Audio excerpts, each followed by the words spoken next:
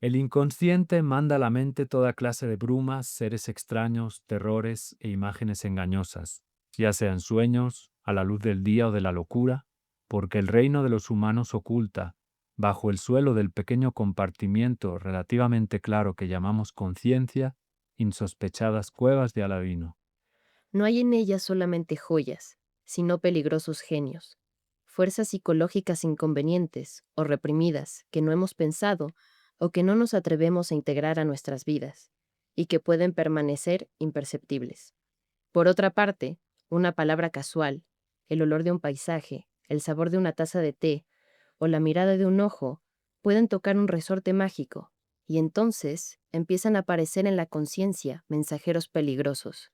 Son peligrosos porque amenazan la estructura de seguridad que hemos construido para nosotros y nuestras familias, pero también son diabólicamente fascinantes porque llevan las llaves que abren el reino entero de la aventura deseada y temida del descubrimiento del yo, la destrucción del mundo que nos hemos construido y en el que vivimos y de nosotros con él, pero después una maravillosa reconstrucción de la vida humana, más limpia, más atrevida, más espaciosa y plena.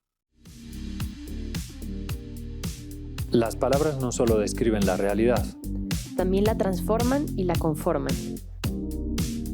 Democracia, Memoria, hogar, derecho, intuición. número. En este podcast, cada semana conversamos con un especialista diferente sobre una palabra clave para comprender el mundo.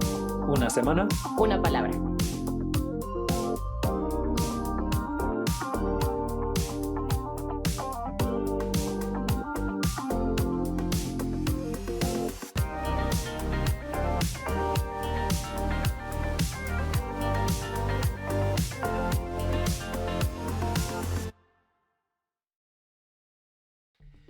el texto con el que comenzamos forma parte de uno de los libros más importantes sobre el concepto de renacer, El héroe de las mil caras.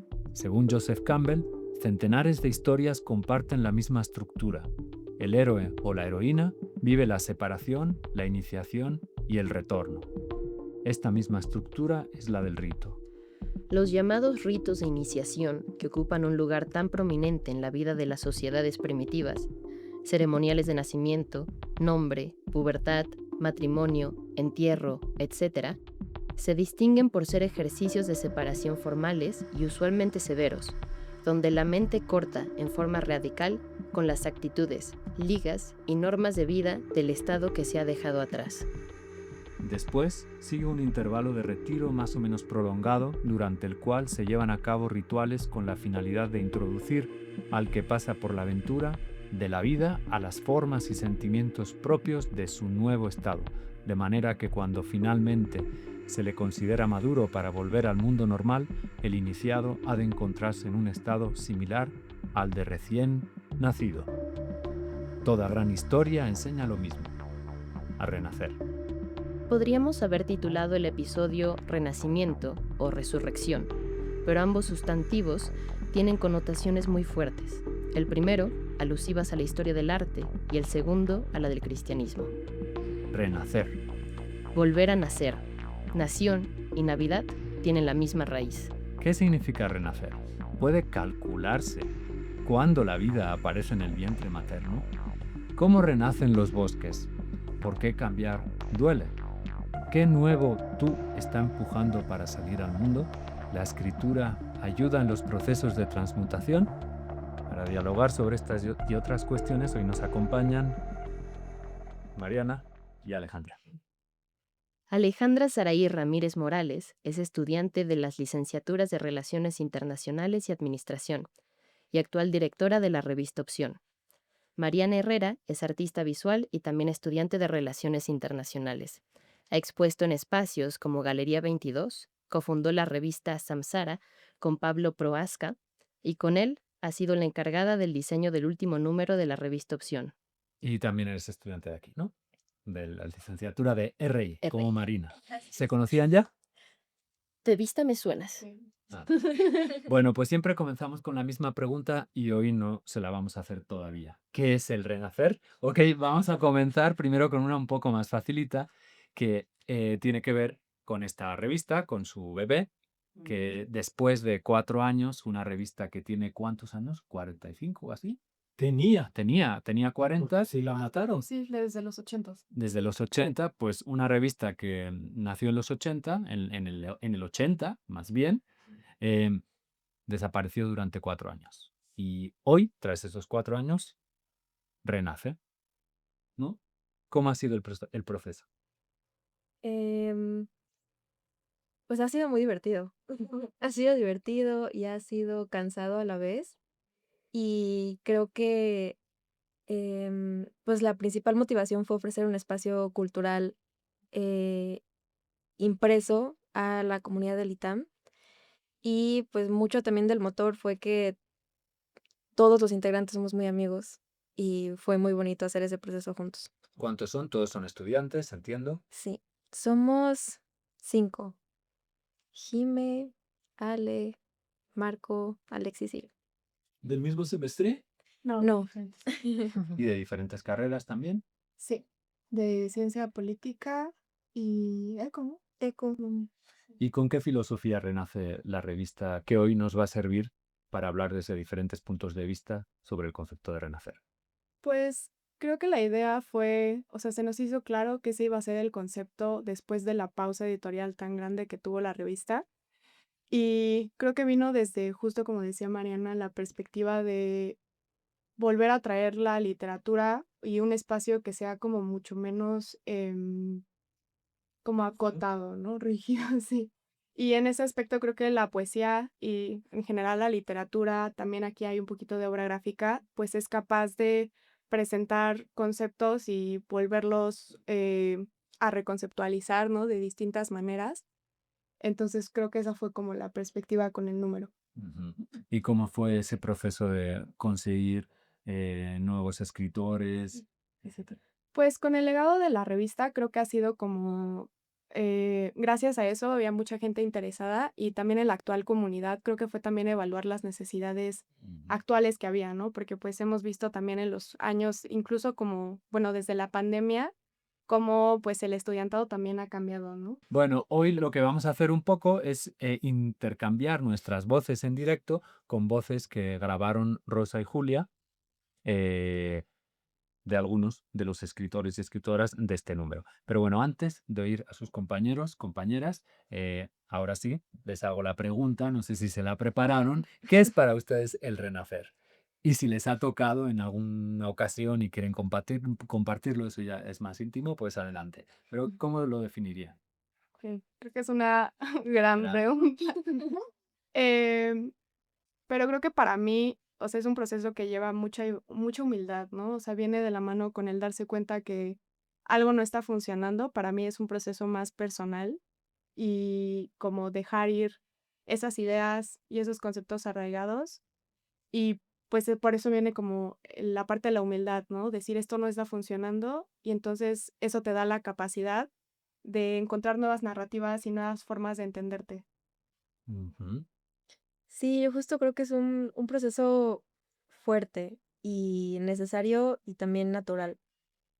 Es algo que, o sea, constantemente haces y a veces no te das cuenta y a veces te fuerzas a hacerlo, pero, pero creo que todos podríamos tener un ejemplo de algo que nos haya forzado a redefinirnos. ¿Cuál hubiera sido la diferencia si ustedes simplemente retoman lo que existía sin que hubiera habido ese lapso de 4 años que no? Y ahí es donde creo que está toda la diferencia. Eh, pues yo creo que lo que es muy interesante es que hubo una razón detrás de que se haya detenido el número. Puede ser que falta interés tanto del público como institucional. Y también puede ser que la revista ya no tenía ese mismo, como esa misma atracción. Y yo creo que eso, de eso se encarga no solo el diseño, pero también como replantearnos qué es la revista, qué queremos que tenga como objetivo, en qué estructura cultural se está moviendo. Y creo que esas son preguntas que nos hicimos y que replanteamos y pudimos ir respondiendo poco a poco. Para quien no lo conozca, en la revista Opción escriben muchos estudiantes del ITAM, pero también profesores y también escritores que no tienen nada que ver con el ITAM, ¿no? Y que la conocen justamente por eso, porque es muy bella, ¿no? Por cierto, algunos de los números están en línea, ¿verdad? Sí, sí. casi todos están digitalizados, excepto justo por la cuestión de que todavía no encontramos a alguien de sitio web. Bueno, pues vamos a oír el primer poema de Sebastián Jaimes, titulado Penúltima posibilidad. Hola, soy Sebastián y esto es Penúltima Posibilidad. Llegar a casa y ser recibido por las ganas de matarme. Y de matarme no en un sentido suicida, pues no me quiero morir. Matarme para sacudirme este hartazgo, esta desgana. Matarme para descansar, para olvidarme de todo un rato. La vida sigue impasible, inclemente, triunfal. Es su más grande vicio, su mayor virtud. A ella no le importa lo que haga o deje de hacer. No entiende de manías, tribulaciones o desafectos. Ella solo avanza y vence, igual que su hermana muerta. Llegar a casa y sentir unas terribles ganas de matarme, de no saber nada, de dormir por 5 minutos que se sientan eternos. ¿Qué más da? El suicidio, decía Chorán, llega siempre demasiado tarde. Uno siempre se mata demasiado tarde. No importa, no sirve. Siempre será una posibilidad. La última, pero no esta vez. Ya no me sirve, encontró otro amo. No me quiero morir, pero tampoco quiero vivir así. He de morir de todas formas, no importa. Para vivir distinto, para volverlo a intentar. ¿Qué más da? Algún día llegará la muerte. Nunca falta a su promesa.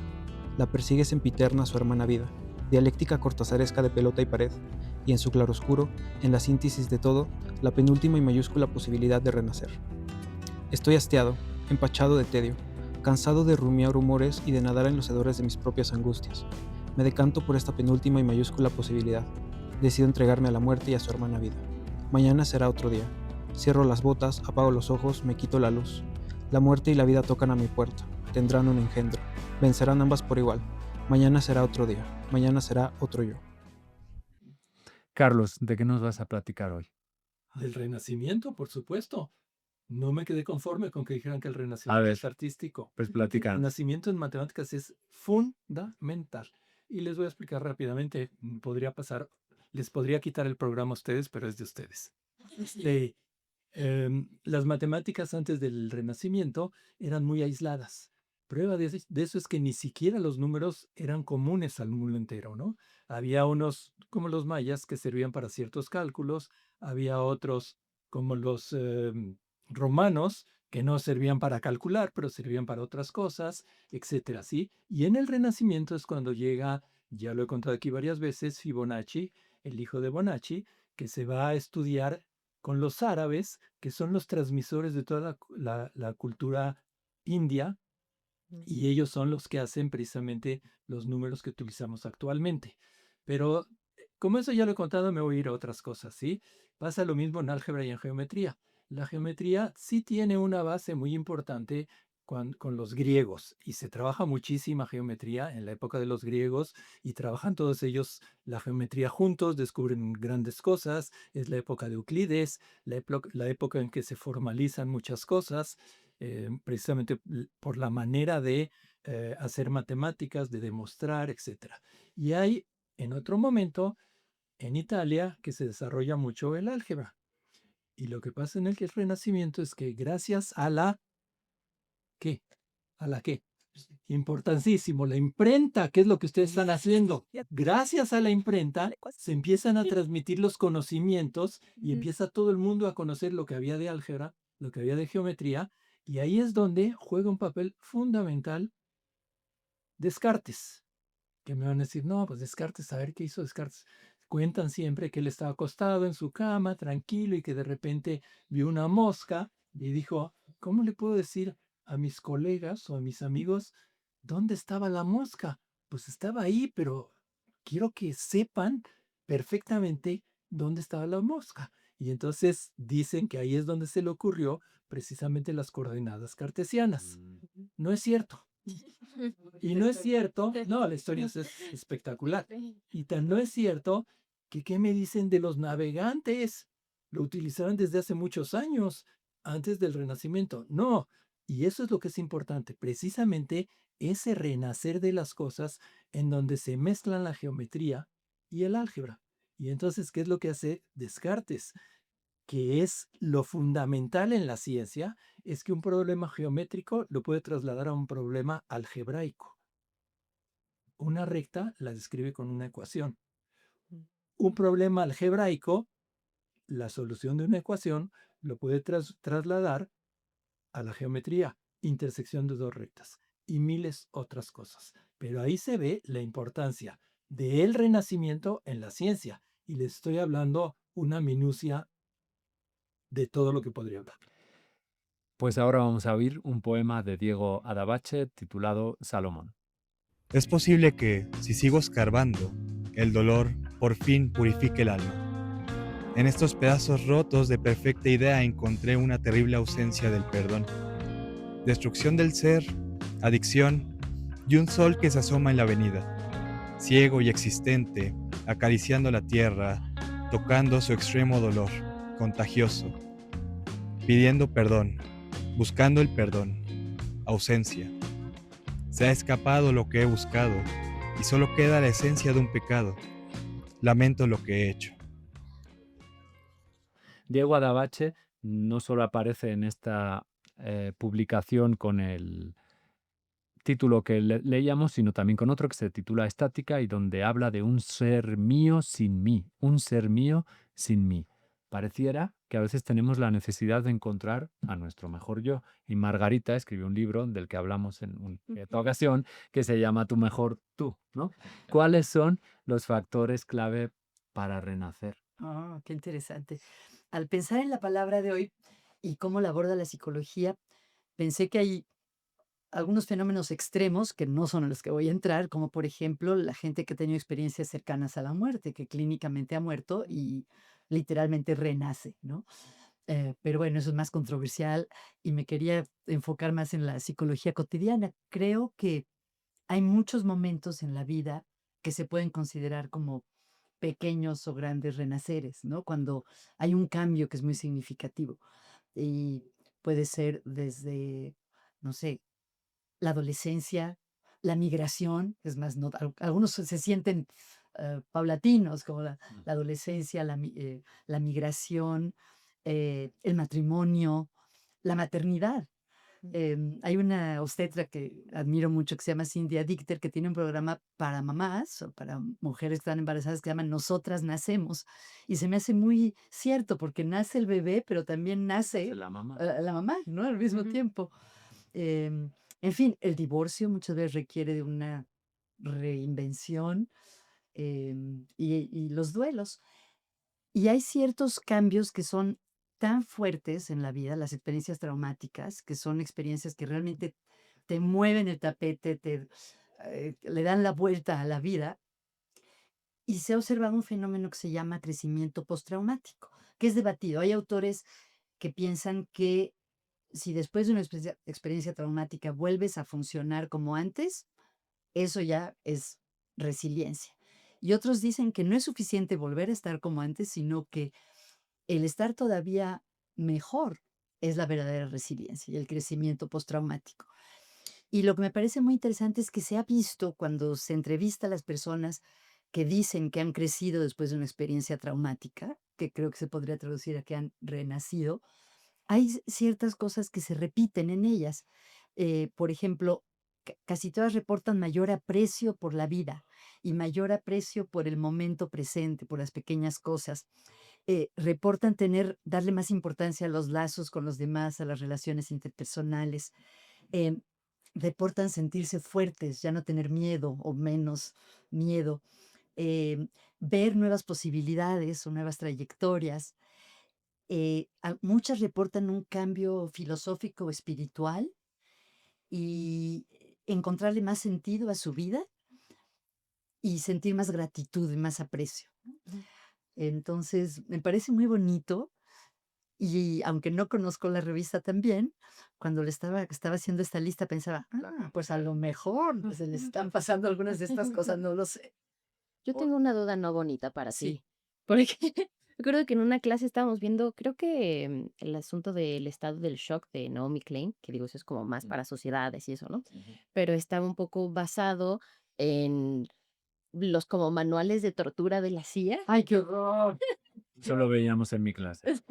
¿Esa clase también? Sí. Fue la de América Latina. Pero están bien redactados, yo creo que es el punto. Bueno, nosotros veíamos un video hecho por Cuarón, creo, con animaciones. Sí, creo que nos lo pasaron también, pero entonces menciona que cuando los seres humanos están sometidos a periodos prolongados como de tortura y trauma y eso, psicológicamente se hace como le llama como infantilización, como una regresión. Sí. ¿Eso qué es? Eso no lo vimos en clase. Pues creo que eso sería un poco lo opuesto a esto del crecimiento, ¿no? Es como tú bien dijiste, una regresión o un volver a lo mínimo indispensable para la supervivencia. La verdad no lo Pero es como una forma de conozco. protegerse. Sí, yo creo que sí. Y hasta fisiológicamente, ¿no? Por ejemplo, se bloquea la memoria, se da la despersonalización o el desdoblamiento. Es cierto, muchas veces cuando alguien está sufriendo una experiencia traumática, como que se siente a sí mismo fuera de la escena. Dice que lo ve como si le estuviera pasando a otra persona que no es ella. Entonces, Oye, pero a veces el renacimiento no necesariamente tiene que suceder después de un trauma, de un golpe sí, tan duro, ¿no? Y por eso iba también mi pregunta de, bueno, ¿cómo encontrar nuestra mejor versión sí, sin necesidad qué de, interesante. Pasar de por ser... tortura de la SER. Yo creo que sí requiere, estoy de acuerdo, no tiene que ser traumático, pero generalmente sí requiere de algo que te haga que haya un cambio en tu vida, por Ujú, ejemplo, mudarte de país o cambiarte de carrera o romper una relación. Creo que es un cambio de, no sé decirle, de estado o de situaciones o el resultado de un proceso de autorreflexión. A lo mejor te ujú. vas a un retiro que te hace decidir que quieres cultivar tu espiritualidad de otra manera. O sea, siento que rara vez se da a nada más que se sienta como algo que nada más sucede. Creo que requiere de un periodo, De periodo de reflexión incubación, o de cambio. de cambio. Yo igual es la de ti. Yo lo que no entendí es cómo la adolescencia es un renacer. O cómo puedo hacer yo renacer mi adolescencia. No estaría mal. Yo también. Bueno, me refiero a que se dan cambios fisiológicos muy dramáticos a comparación de lo que pasa a lo largo de la infancia, ¿no? Y Pero que no de repente renaces. no, bueno, lo estaba usando metafóricamente, No, ¿no? Sigue pero por siendo el ejemplo, mismo. pero la maternidad para mí es muy clara. Sí. Y ahí sí renaces. Todos podemos tener varias versiones de nosotros mismos, Ujú. ¿no? Ahora pues tenemos la oportunidad, tienen ustedes la oportunidad de crear un nuevo producto, Sí. quizás con mayores dificultades que antes o con menos presupuesto, pero ¿qué cambios están imaginando em, desarrollar en los próximos números? Pues este semestre, al ser como parte del ITAM, pues también cambió el consejo editorial y creo que eso es súper importante de mencionar porque en la anterioridad había mucho peso en la dirección, ¿no? Y entonces eso daba mucha complicación a la continuación de un proyecto y podía volverse algo personal de gente muy talentosa, sin duda, pero creo que pues eso también dificultaba la continuación y también el poder interpretar cuáles son las necesidades de su tiempo, ¿no? Obviamente los tiempos cambian, hoy estamos viendo cómo se han vuelto mucho más complejos, estamos pues desde la visión de relaciones internacionales, está pesadísimo la gran crisis climática y creo que eso pues influye mucho en la forma en la que hacemos poesía y en la forma en la que hacemos arte, ¿no? Y dado que este es un proyecto cultural, pues yo creo que su mejor versión es la versión que es capaz de poder captar, eh, pues eso, ¿no? Su tiempo. Las inquietudes de hoy, ¿no? Ujú. Muy bien, Mariana. Sí, concuerdo perfectamente con Ale y creo que justo crear esta revista que fue como armarla así de retazos, Ujú. de archivos, de drives que nos pasaron en 2012, que había que investigar cómo hacerlo. Em, yo creo que fuimos un consejo muy, muy talentoso y nos dio la base para poder armarlo, ¿no? Y justo el presupuesto fue, fue un problema. Em, justo, no falta de presupuesto implica más trabajo Sí. personal, o sea, trabajo que cada uno ofrecería a cambio de algún remuneración y que dices, bueno, no hay problema, me lo aviento. Pero creo que nos enseñó mucho, mucho sobre cómo entendemos la revista, cómo entendemos el ITAM. También me dio una perspectiva muy distinta sobre la institución, que yo tal vez no tenía mucho la experiencia. Y, y creo que para los siguientes números justo buscamos responder, o sea, buscamos como opción, ¿no? O sea, se busca responder los temas que son más relevantes y los temas que se pueden profundizar más y también que se adapten a los medios en los que podamos hacerlo. Perdóname una pregunta. ¿Y quién decide esos temas? Claro, pues está el consejo editorial, ¿no? Que en esta edición fuimos nosotros 5 y se trató de leer y releer el texto. No, pero es el consejo editorial y el académico, el que decide académicamente que sí funciona o no funciona. Es que este no es una revista académica, no es una revista académica, es una Una revista cultural, es literaria y académica. cultural. Y tiene que ser académica porque alguien tiene que... Pero es revisar hecha esas por y cosas. para los alumnos. O sea, Sí. podemos decir que nosotros somos académicos.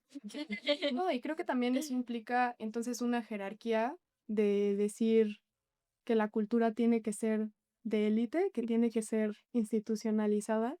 Y creo que eso es como súper peligroso y nosotros hemos intentado apartarnos de esa visión, en donde sí hemos tomado como pues cursos con distintas personas sobre corrección de estilos, sobre edición, justo la editoria de Letras Libres nos ayudó muchísimo em, para poder tener ciertos criterios que van alrededor de cómo armar un número, y eso pasa por distintas lecturas, ¿no? Que pues es no solamente la lectura desde el punto de vista yo como editora, sino también desde el punto de vista de yo como lectora, ¿no? Y también cómo eso puede hacer cohesión con el resto de los textos que recibes. Pero, pues sí, creo que ahí el criterio, cuando empiezas a hacer esa separación de que tiene que ser con la academia, entonces es muy complicado. Volvemos al tema, ¿no? No atiende las necesidades Ujú, que buscamos atender. ujú. Bueno, antes mencionabas que una de esas necesidades es la de mirar alrededor nuestro y decir qué está pasando, ¿no? Que cada vez estamos viviendo en un mundo, pues como mínimo más caluroso y en ciertos aspectos más inhóspito, ¿no? Adrián, ¿qué nos traes hoy? ¿Cómo renacen los bosques? Sí, yo les quiero platicar, bueno, primero quiero felicitarlas por propiciar el renacimiento de este proyecto y me encantaría platicarles una breve anécdota sobre el renacimiento de bosques, em, que se ha dado a lo largo de millones de años, ¿no? En septiembre de 1988, el Parque Nacional de Yellowstone en Estados Unidos, que es este parque emblemático con el famoso Old Faithful ahí siempre lanzando vapores y demás, vivió uno de los incendios forestales más terribles de su historia y justo se debió a una combinación desastrosa de vientos muy fuertes, una sequía muy prolongada, temperaturas altas, justo, no tanto como ahora, pero sí bastante altas, y generó un fuego tan intenso que 9.000 bomberos estuvieron durante semanas intentando apagarlo hasta que se logró. Cielos rojos, humo por todos lados, ya se imaginarán la postal apocalíptica, ¿no?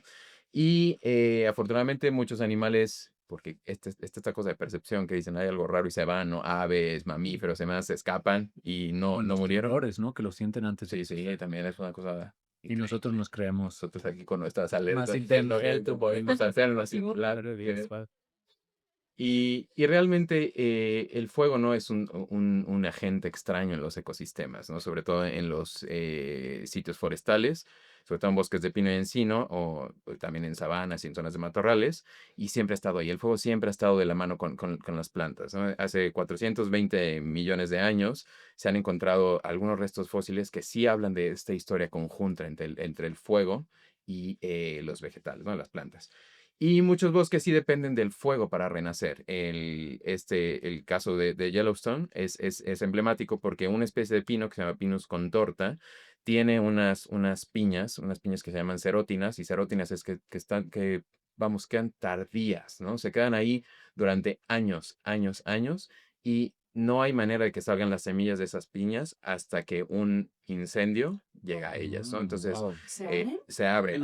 Con el calor se abre. Con el calor, Las y sueltan las y necesitan una temperatura específica mayor a 60, 70 grados según la especie, y en ese momento aprovechan. Entonces está todo incendiado, está lleno de cenizas y demás, caen esas semillas, no hay competencia, no hay absolutamente nada, entonces empiezan a nacer esos pinos de cero. Solo con esas temperaturas, solo con esos incendios, se logra fundir esa resina. Y el fuego en este sentido activa el proceso de germinación. El fuego te destruye, pero también genera un renacimiento, es una especie de purificación y renacimiento por fuego, ¿no? Que puede Ujú, sí. ser también muy espiritual, ¿no? En muchas tradiciones pasas por ahí, los bosques también pasan por ahí, Y ¿no? muy alquímico también. ¿Tú eres químico? También, sí. O alquimista. Bueno, sí, sea Alquimista ahora. Y tiene que ver. Cuidado. A veces me siento mal del lado de la alquimia, pero la parte científica ahí está también, ¿no?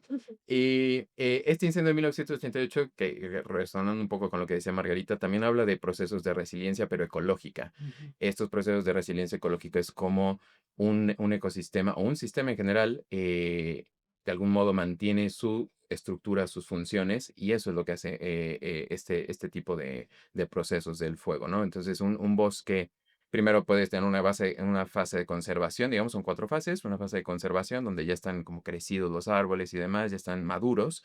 Es una fase lenta porque justo para llegar a la madurez necesitas una fase lenta, larga. Se acumula tanta biomasa, tanta energía, se va haciendo viejo el bosque. Y hay una fase rápida que es, por ejemplo, esta de los incendios, ¿no? Una transformación muy rápida, un cambio muy rápido, y esa fase se llama omega. Es una fase de liberación donde de algún modo muere ese bosque o esa fase del bosque Ujú. para pasar a una fase otra vez lenta en la que se reorganiza el bosque de nuevo, ¿no? Esta fase de organización se llama alfa, ¿no? Tiene todo el sentido, ¿no? Ujú. Y que ahí es donde crecen las plantas nuevas, ¿no? Los nuevos pinos, en este caso del Parque de Yellowstone. Y hay una fase de un crecimiento exponencial, ¿no? Utilizando las matemáticas, ¿no? Que es una fase de explotación donde hay un crecimiento otra vez del bosque, ¿no? Entonces, estos ciclos adaptativos se llaman ciclos adaptativos, son desde una visión de resiliencia ecológica lo que mantiene a los bosques vivos y los ha mantenido durante 420 millones de años. Entonces, una parte importante de gestionar los bosques, que se ha entendido a veces hasta muy tardíamente, es dejar que estos incendios ocurran. En algunos momentos, sí, por el cambio climático, sí, por sequías extremas, se te va de las manos y es terrible porque un bosque en regenerarse de este modo tarda muchos, muchos años, pero es un ciclo, como decía Mariana, como algún proceso natural y necesario, ¿no? Así como la revista Que exige Oxford. fortaleza y humildad, ¿no? ¿Lo sabían? Y el fuego también en este sentido es un motor de diversidad, ¿no? Es al mismo tiempo destrucción y es una especie de Creación. destrucción creativa, ¿no? Como muy schumpeteriano, ¿no? Entonces se te acaba el bosque, pero en ese fuego que quema todo, también hay opción para que nuevas especies florezcan y nazcan. Oye, y entonces cuando se habla, Lo abona, sí. oye, Qué y entonces cuando se habla de bosques antiguos, eso no significa que no hayan renacidos. No, sí, hay unas zonas que son antiquísimas que a lo mejor, porque sí tienen a lo mejor las condiciones de madurez, ¿no? De esta fase de conservación, pero no están las condiciones climatológicas o para que se dé el incendio en esa zona, ¿no? Hay unos bosques muy antiguos donde en los bosques nórdicos sucede eso, ¿no? Que es difícil que se quemen, no se incendian con tanta facilidad, pero sí se incendian. Sí, porciones que Por ejemplo, se los secuoyas es muy difícil que se quemen. Ujú. Se quema a lo mejor un pedacito, pero no se queman, ¿sí? Y en Estados Unidos también, ahí, ya que estábamos en eso, cerca de San Francisco está el bosque de secuoyas. Y ese no se quema. Soy Sofía Sáez Merino, este es el despellejo. Me jalo el pellejo de mi dedo tal queso Oaxaca, ese que tiene hilitos, tal hilo de media que circula por mi mano izquierda, es que soy diestra, que empezó por el pulgar, siguió en el índice como un coche en carretera, a buen paso y apacible. Pero no te preocupes, este proceso no duele, es natural. Tus dedos en forma de pellizco, como si de una pequeñísima hormiguita se tratara, recorren tu cuerpo. Una diligente obrera que como si cargara sobre su lomo una hoja, carga sobre su lomo mi pellejo. Hay algunos pellejos secos, medio amarillos, de levantar cosas pesadas, de no exfoliar. Pero es que exfoliar no es algo natural, es un proceso que no lleva el cuidado que requiere el cambio de piel. Cambiar de piel es como cambiarte de calzones, como ir al dentista, como pasar la página de un libro, algo que cuesta a algunos más que a otros, algo que pasa pero que puede no pasar, algo que sucede, voluntad incluida. Pero es que el rito es riquísimo. Sentir la piel, la carne viva, rojo carmesí, rojo como las mejillas rojas tras un primer beso, tan deseado que la sangre corre a tu cara para presenciarlo en primera fila, tu sangre espectadora y expectante del inicio de un gran amor. A lo que estamos. Una vez que encueras los dedos y pasas a la palma, empiezas en círculos de afuera hacia adentro, cual escalera de caracol que baja hasta el centro de tu mano y que con un movimiento preciso lo jalas hacia afuera con línea de pescar, victoriosa con su trucha. Tremendo truchón que al cortarla y disponerte a comerla, ves en sus entrañas cientos de huevos naranja ámbar y te lamentas. No, estaba embarazada. Limpias el caviar, echas la trucha a asar y te comes el caviar, como que de mala gana, consciente del potencial perdido, consciente de cómo es la vida y de por qué una pesa embarazada picaría el anzuelo, y luego piensas que quería esa comida para sus hijitos y que ahora tú te comes a sus hijitos. A lo que estamos. Entonces el pellejo corre en tus muñecas circulando su diámetro hacia la curva del brazo que se debe mantener bien extendido con el fin de no romper el kilómetro de pellejo. Cual mazapán cilindro circular, lento pero seguro llegas a tu hombro, ahí donde se apoya el pájaro que canta. Si cierras los ojos puedes escucharlo ahora. De ahí nos dirigimos a la clavícula, desnudando el recoveco, moviéndonos hacia el hombro derecho, pues del cuello hacia arriba debemos usar pinzas, es la zona más sensible. Recorremos el camino conocido, procurando dejar una línea libre para recuperar el pellejo con tu mano carrete. Llegamos al pecho, haciendo movimientos suaves que lo recorren de derecha a izquierda, pasando por encima de mis lunares que le dan un color marmoleado al pellejo. El pellejo surca sobre mis pechos 2 protuberancias, no diré montañas, a quien engaño, que como un columpio, columpia por la superficie hasta despellejarla toda. Se mantiene el mismo ritmo, como haciendo planillas de la palabra abdomen. Abdomen blando, abdomen blanco, abdomen blandengue, abdomen blancuchísimo, almohada blandita, almohada bendita, almohada, almohada, bla, bla, bla, bla, bla. Una vez alcanzado el ombligo, no mentiré, esta es una de las partes más difíciles, pues el nudo hecho al nacer es un nudo traicionero para el cambio de piel. Fue hecho a las carreras, como un concurso de quién puede inflar un globo más rápido, y el nudo del globo es como el nudo del ombligo. Yo soy el globo y el nudo es mi ombligo. Primero debes mover el pellejo de forma circular, luego 3 milímetros a la izquierda, depende de tu nudo, y regresas al movimiento circular. Librado el ombligo, se continúa a la parte inferior del abdomen, a la altura del apéndice, monstruo durmiente esperando la noche de luna llena para concretar su transformación, apoderándose de tu cuerpo, aullando el aullido con llanto ensordecedor, como el de un prisionero extranjero a tu cuerpo con ánimos escapistas, pero que no consigue salir. Pasamos de la ingle al pubis, esa parte también se debe retirar, vello y todo, nada debe ser dispensado. Retirar la piel ahí es algo más íntimo, que solo se puede hacer con la pierna izquierda subida en la tapa del baño, rasurando la piel, desprotegiendo los labios y las ranuras y rincones más propios, más personalísimos. Como un dulce amante, como un diligente trabajador que no deja ni una mancha, no dejamos ningún pedazo de dermis sin levantar. Todo se debe ir. De adelante hacia atrás tornamos a la nalga izquierda, es que soy diestra. Esta parte es una ricura extrema, pues la suavidad se asemeja a la mejilla de un ángel. Es la suavidad y la velocidad y planicie de 2 colinas, 2 cachetes traviesos que saludan de vez en cuando, que sonríen sin querer queriendo. Ellos son 2 santos que filosofan debajo de la sábana, debajo de la braga, cuchicheando entre sí, ideando nuevos conceptos de filosofía personal. Posteriormente rodeamos el muslo como dando la vuelta a la cuadra, saludando al vecino chismoso y acariciando al perro dormido, como sereno que grita. Son las 12 y todo sereno. Es que en mi pierna derecha, he de confesar, tengo un lunar café grande, donde el vello es más denso y oscuro, que contrasta con el resto de mi muslo, muy a la Lady Macbeth, pero es que yo lo quiero mucho. Ese sí me da un poco de pena retirar, porque es que yo lo odié tanto, amo tanto mi amodio con ese lunar, lo amo tanto, es como matar una cucarachita, inmóvil. Da penita porque es chiquitita, pero igual hay que limpiar la cocina, esas luego crecen y dan un disgusto más grande. Bajamos a la rodilla, respetando cubrir toda la pantorrilla, tobillo, talón, pie, planta del pie, empeine, dedo, dedo, dedo, dedo y dedo. Lo mismo del otro lado. Subimos el pellejo por el pasillo de piel hasta que llegamos a la base del cuello, como un tronco que aísla la cabeza del cuerpo, cual puente colgante, ese por el que miras como que no te sujetas bien de la cuerda ya podrida y caes al precipicio, isio. Como todo en esta vida y en esta narración, le damos la vuelta al cuello despellejándolo suavemente. Antes de empezar a despielarme no había caído en cuenta del carácter tan cilíndrico del cuerpo, cuello, brazos, dedos, piernas. Las posibilidades de darle la vuelta son tantas que no puedo evitar sentir una sensación de mareo de feria al solo pensarlo. Como una serpiente subo, deslizándome ágilmente, así sin hacer ruido para que no escuche mi cabeza, que ya es su turno de cambiar de piel. Ahora, sin miedo y de un tirón, me arranco el cabello como si de una peluca se tratara. Desenraízo lo enraizado, cosecho cada mechón rojo tirándolo al suelo. Así pájaros harán nidos con él y gatos callejeros echarán bolas de mi pelo por todas partes. Así es como me polinizo, cual flor de campo, flor de ciudad. Me escuece mucho la cabeza, pero ya veo el final del recorrido.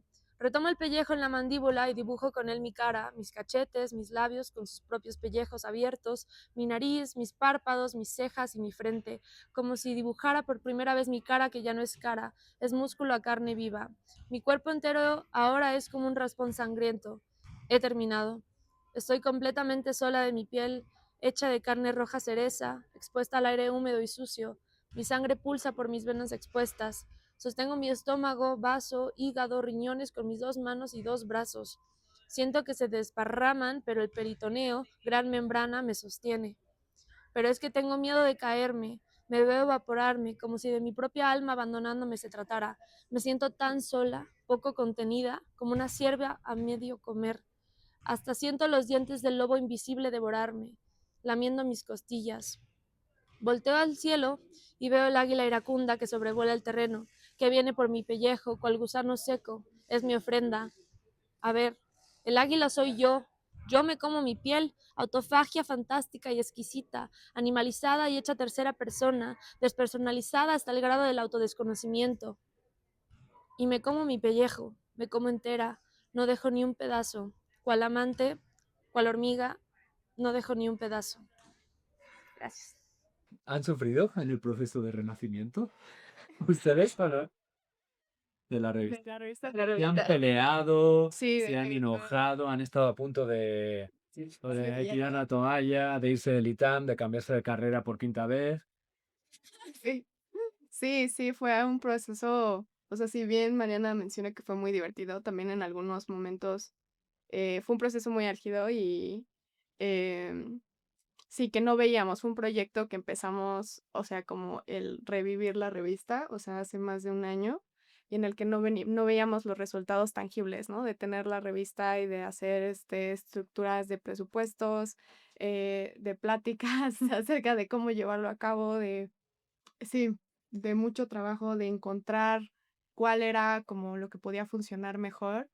Y sí, hubo mucho sufrimiento en ese proceso. No veían la luz al final del túnel o que se acabara por fin el incendio.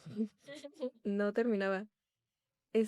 Sí, o sea, fue difícil, o sea, ahorita que lo veo hacia atrás digo como, ay, qué cosa, ¿no? Pero estar ahí dentro era, pues era muy cansado. Siento que también emocionalmente para nosotros como que queríamos ver el fruto, pero había muchas trabas institucionales, de nuestros propios tiempos, porque también tenemos pues como una segunda vida, ¿no? Que es el Te ITAM. voy a decir que tenía que quemarse el bosque, la leña vieja. No, y también como es difícil ponerse de acuerdo como en idea uno, idea 2, idea 3 y que alguien diga, no, yo pienso esto y tú piensas otra cosa. Y pues sí, ¿no? Sobre todo también la carga de trabajo, cómo dividirla, cómo repartirla, em, sin haber algún tipo de como incentivo Ujú. ni algo tangible tampoco que podamos como agarrarnos de, ¿no? Para decir sí. Pero, y sí, definitivamente hubo momentos, de tensión, pero creo que pues salió algo muy bonito. Ujú. Antes hablaba Carlos de que él más que renacer querría rejuvenecer. Y Marina creo que nos trae algo al respecto, ¿no? Sí, les voy a hablar de una medusa. Ah. Es la medusa Turritopsis dorni, que comúnmente le vamos a decir nada más la medusa inmortal. Ahora, no es inmortal en sentido estricto. Si alguien se la come, pues se muere. Si le da una infección, se muere. Pero sí puede como escapar del envejecimiento celular y regresar como al el equivalente a la infancia. Wow. Y entonces el proceso normal de las medusas es que nacen como una larva y eventualmente se adhieren a una superficie y se convierten en un pólipo, que imagínense como una larvita pegada y tiene unos tentaculitos acá arriba, ¿no? Y de ahí se va desarrollando y eventualmente se convierte en una medusa, alcanza la etapa adulta de la madurez sexual y pues eventualmente se muere.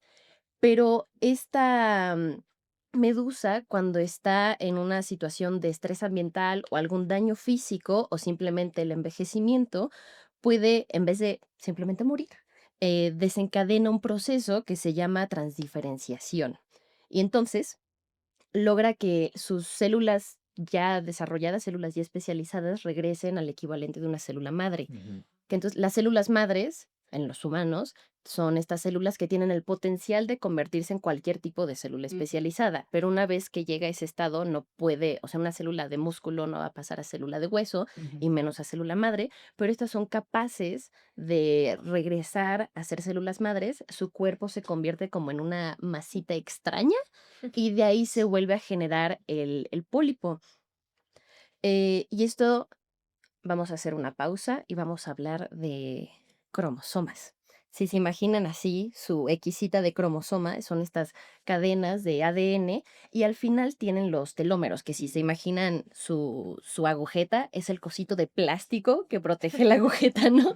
Entonces los telómeros se encuentran en los extremos de los cromosomas y cada vez que una célula se divide, el telómero se va reduciendo, ¿no? Y eventualmente, conforme más se van dividiendo las células, pues se va reduciendo hasta que empieza a tener daño genético la célula y es la muerte de las células, ¿no? Que se da en el envejecimiento, pues, natural, ¿no?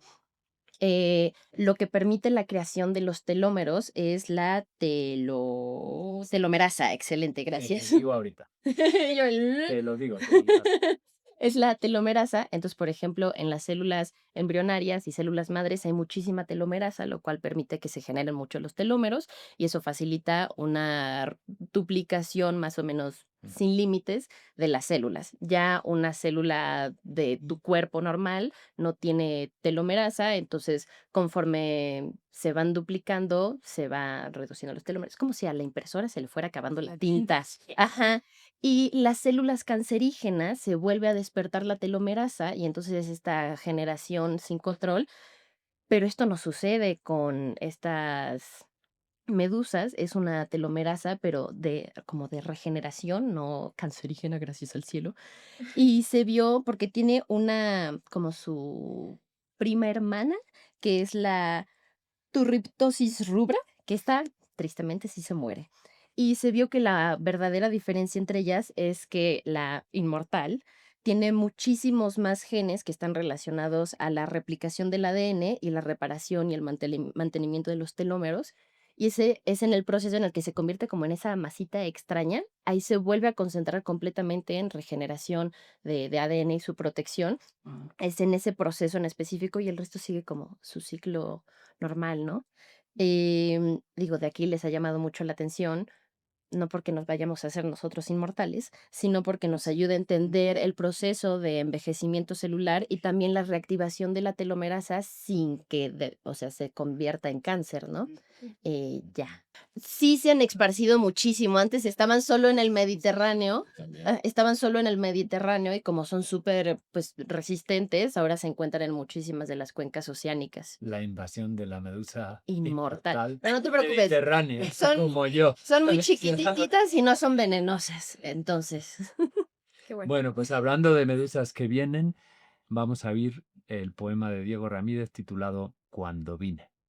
Hola, yo soy Diego Ramírez y voy a leerles mi texto Cuando vine. Cuando vine a este mundo no era. Cuando nací no había un yo. Me lo vine a encontrar entre cielo e infierno, ahí en la frontera entre guerra y pulsión. Una vez que me fui revelado, por cuidarme invoqué alteridad, sin saber que con mis propias manos me había condenado a la soledad. Pero había que encontrar la manera de aguantar todo ese dolor, deseando hacer de mí nombre eterno, una idea prisionera de mi fijación. Era mía quien tenía encerrado, tras esa vitrina de cristal.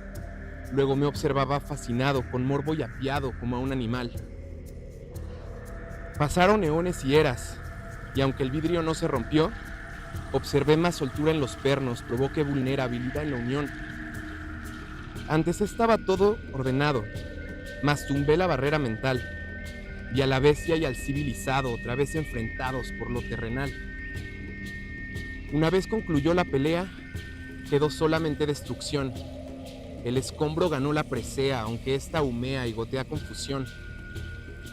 Fue entre el caos que volteé a ver al lago, la montaña, el sol, el mar. Volví a sentir el embriago, después el amago de ser algo más. Emprendí caminata a la vera, en búsqueda de la redención, por la culpa que dentro me llena, me exige de pena la renovación. Sea víctima, sea victimario, confío en que se me liberará. Tal vez es que soy un temerario, es involuntario, no puedo parar. Bueno, hoy Julia ha salido a preguntar, como todos los días, pero ha preguntado a aquellos que leyeron. ¿Cuál es tu relación con la escritura?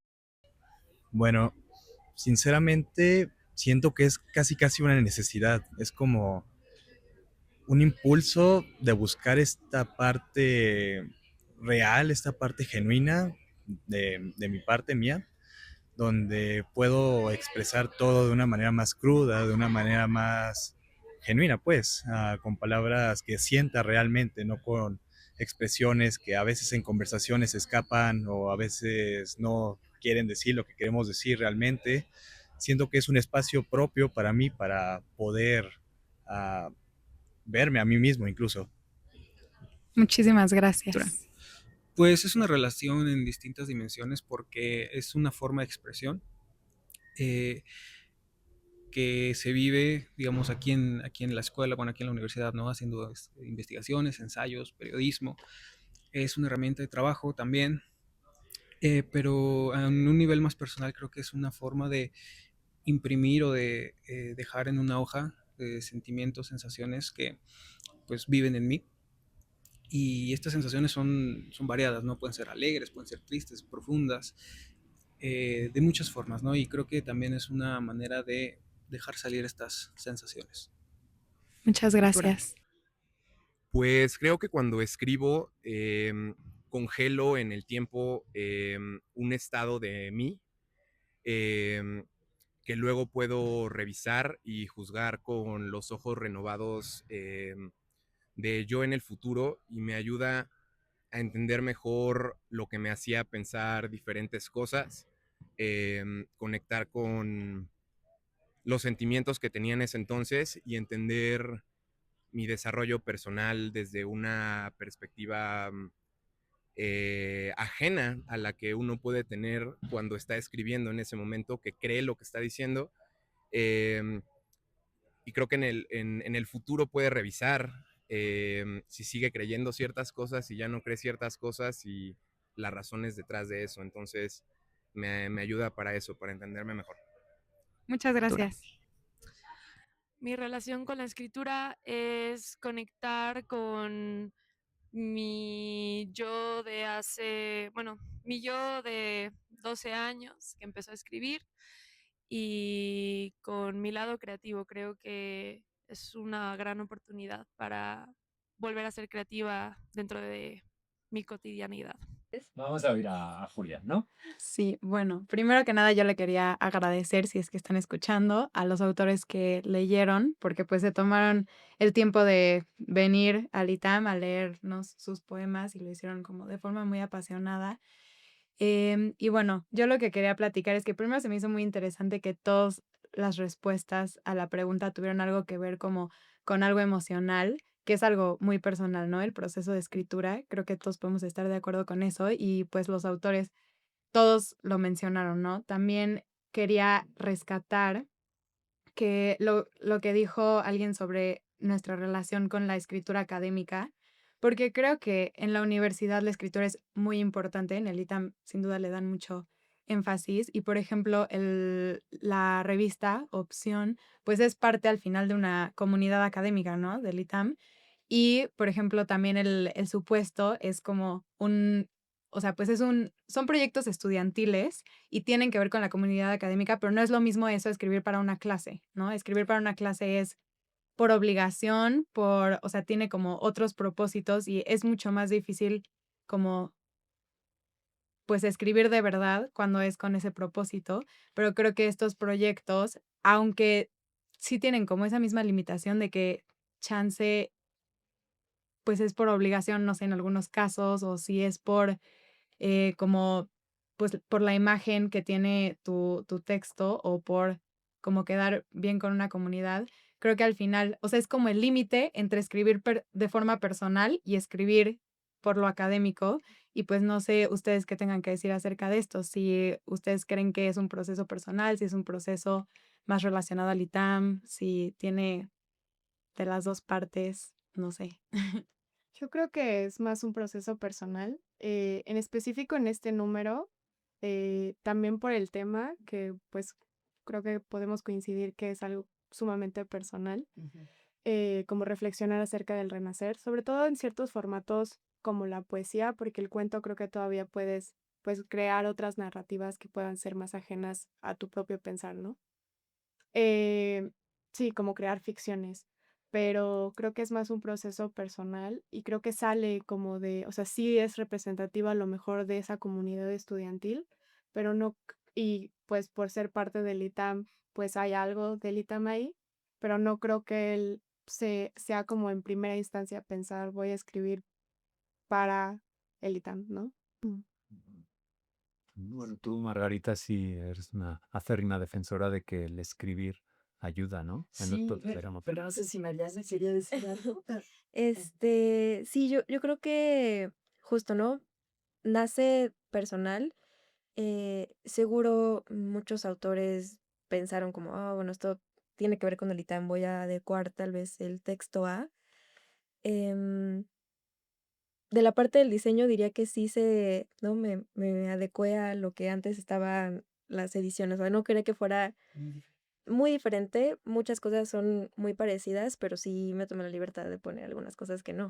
mm. Entonces, y eso fue más como por decir, bueno, es renacer, puedo divertirme un poquito. Claro, sí, además es una nueva oportunidad, ¿no? Sí, sí, sí.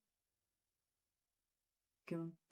No, bueno, solo quería mencionar que hay muchísima investigación sobre los beneficios del escribir, desde la escritura creativa o lo que se llama escritura expresiva, en lo que deliberadamente escribes tus emociones y pensamientos más profundos sobre experiencias difíciles y realmente se ha visto que ayuda mucho a las personas a salir adelante, además de la belleza y de la contribución de la escritura del tipo creativo que ustedes tienen ahí. Ujú. Bueno, ¿y qué proyectos planean? Por ejemplo, a nivel de diseño, ¿qué pequeños cambios estás pensando introducir? Y por supuesto, a nivel de contenido. Por ahí he oído que van a hablar del horror, ¿no? Sí, esa es como una propuesta. Ahorita hubo un cambio como del consejo editorial, pero pues justo cambiamos un formato que es mucho, pues mucho menos curado. Este es un formato muy curado, o sea, pasa por muchas lecturas, hay mucho menos diálogo con la parte visual, sí, con la parte gráfica. Y en un fanzine, pues es un proyecto que se presenta distinto desde la forma en la que dialoga con lo gráfico, ¿no? No sé si han visto como los fanzines, pero son mucho menos formales. ¿Es Eh, como un cómic? O... sí, más o menos es un formato, ajá, como más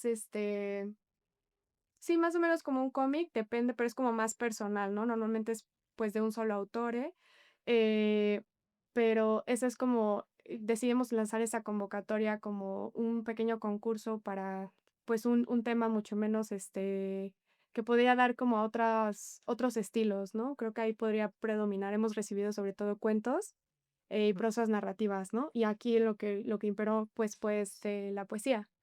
Y tenemos pensado también sacar la próxima convocatoria de ya la continuación de las ediciones, va a ser sobre impresiones de la ciudad.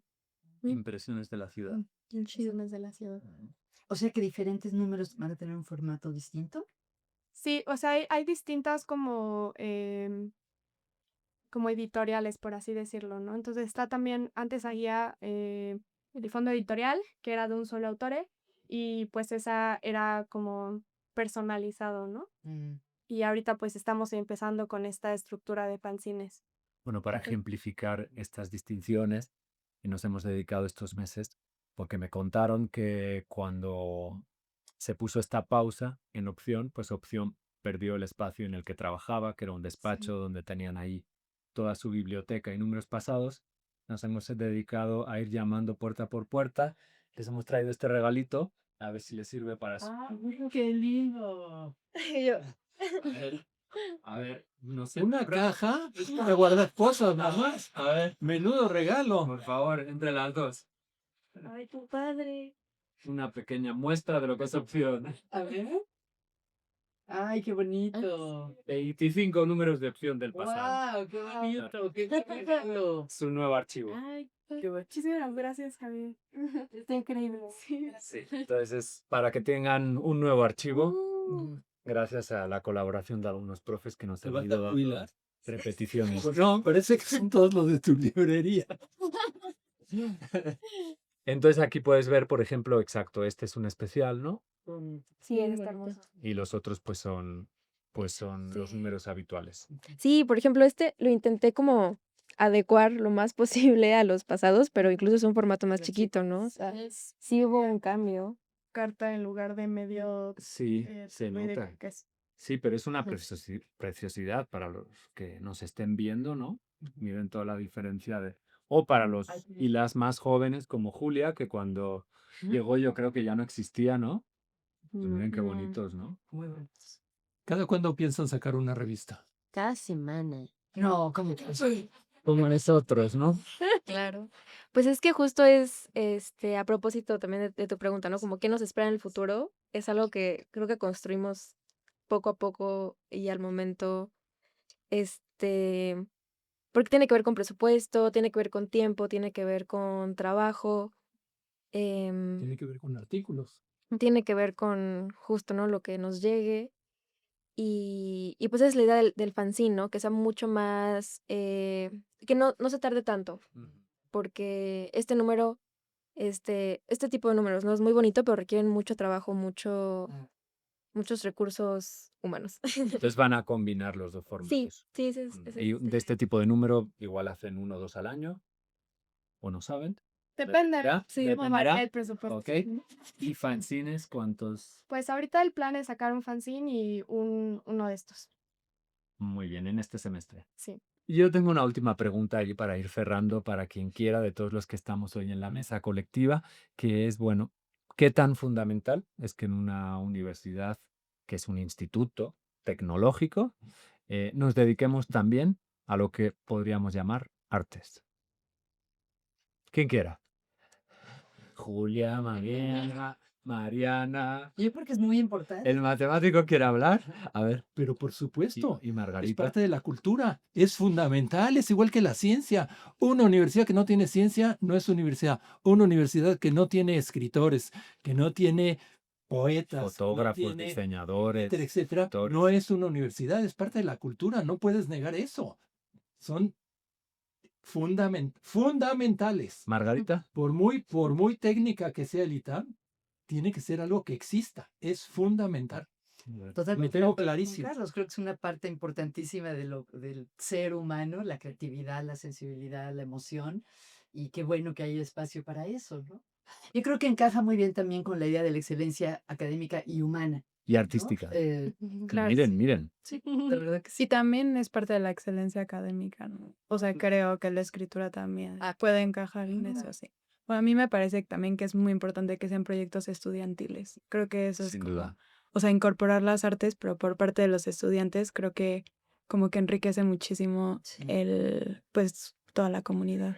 Sí, que las clases de escritura fueran al revés, ¿no? En lugar del profesor decirte que tienes que escribir un texto, que el alumno o la alumna dijera, quiero escribir, Claro. ¿me ayudas? Sí. Sería mucho más divertida.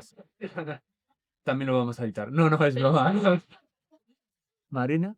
Yo creo que del arte es súper importante en general para sensibilizarte. No solo el chance, no todos tenemos como la capacidad de escribir poesía, cuentos y eso, pero tú consumir arte creo que igualmente te sensibiliza muchísimo, ¿no? Y digo, ya como opinión muy personal, a mí siempre como que me da una incomodidad muy extraña con estas personas que siento súper desconectadas, ya sea de la música, el arte, la lectura, cosas así, que se vuelven, o sea, para mí tienen personalidad de Excel. Y, Sonario. ajá, y me parecen como muy zafados del mundo. Y aquellas personas, o sea, tengo amigos que son, la mayoría de mis compañeros de la prepa se fueron más como hacia distintos tipos de artes y siempre los siento como tan enraizados y tan conectados. em, entonces sí siento que es súper importante, aunque tú no la produzcas, sí consumirla, porque de todas formas te toca, te hace pensar distinto, te juega con las emociones. El Excel también te juega con las emociones, pero de una manera distinta. Mariana. Sí, o sea, yo estoy de acuerdo que es súper importante y es una necesidad y es esencial, ¿no? Porque pues te lleva a la pregunta de qué es cultura, o sea, somos cultura, cómo hacemos cultura, cómo somos actores de la cultura. Y en el tema del arte, o sea, como, o sea, del lado artístico, ¿no? O sea, quien produce cultura, que no solo son los artistas, ¿no? Somos todos. También los mecenas. Claro, por supuesto, ¿no? Siento que se ve a veces como algo vocacional, ¿no? O sea, como ella dibuja, pero si le pagas o no le pagas, igual va a dibujar. Esta persona escribe, pero si le dices o no, igual lo va a hacer. O sea, es algo que no con una transformación económica también se ha visto afectado porque no se percibe de una forma como otro oficio, como otra actividad que llega a la sociedad. Se ve como algo vocacional, como algo que haces, que por supuesto que sale del corazón, pero que cómo lo insertas a la sociedad, cómo lo traduces a algo en donde pides presupuesto.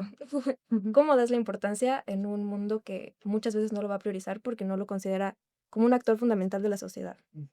Ese sería mi comentario. Y Ale, directora de la revista. Ay, pues muy interesante los comentarios que dijeron y la misma pregunta, porque sí, o sea, creo que es fundamental y creo que,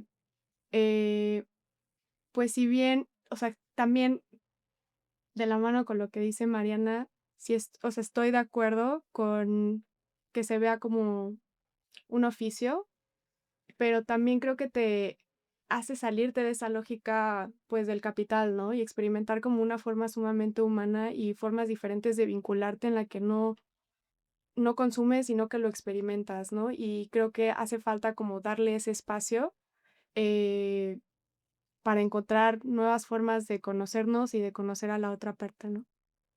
El arte como un modo de conocerlos al final. Sí.